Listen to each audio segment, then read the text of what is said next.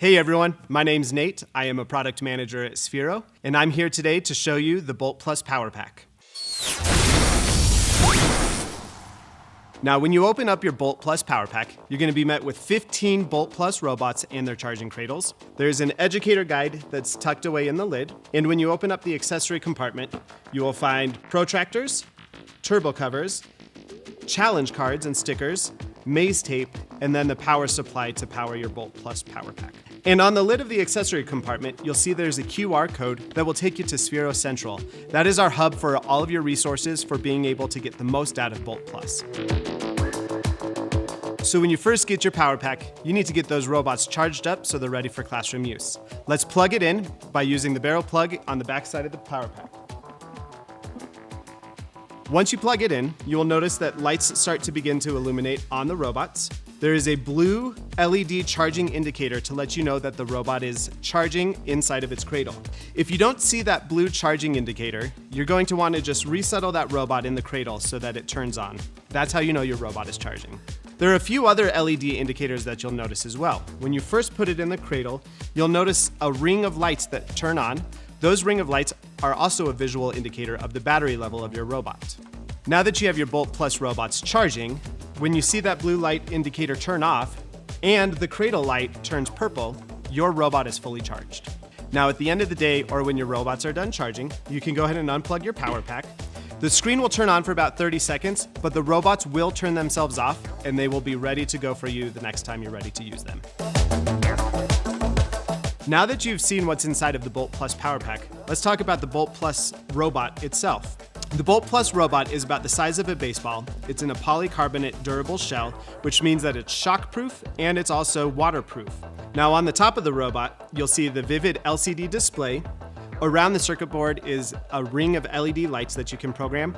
And then it's also packed with a ton of sensors which allow you to do some really neat things in programming.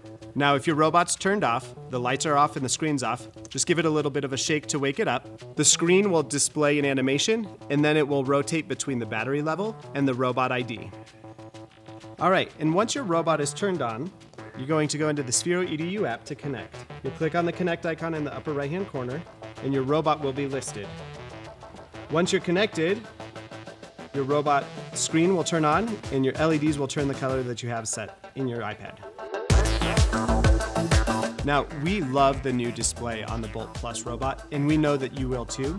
There's a lot you can do with it in the drive screen by changing the different images or animations that are available.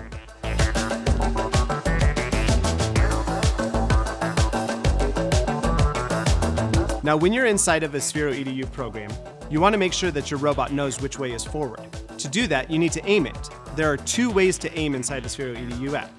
One way to aim the robot is through manual aim. It allows you to take your robot and position it and aim it in any direction that you want it to go. Alternatively, you can go into the aim icon inside the app and use the software version to aim the robot like our previous robots. When you and your students are done programming, you can disconnect from the robot by using the robot screen here on the app and click disconnect. Alternatively, you can place your robot in a powered cradle, and once it gets that charging signal, it will disconnect from your app automatically. When you're ready to get programming with your kids and you need to pass out the robots, have the kids form a line, take a robot, shake it to wake it up, and connect. In the accessory compartment are the challenge cards, and those challenge cards go hand in hand with the educator guide. The challenge cards are for your students to complete, but the educator guide is going to guide you on the implementation of those challenge cards so that you know what your students are experiencing as they go through those challenge cards. For more ideas, inspiration, resources, and lessons to get started in your classroom, check out Sphero Central. Have fun programming.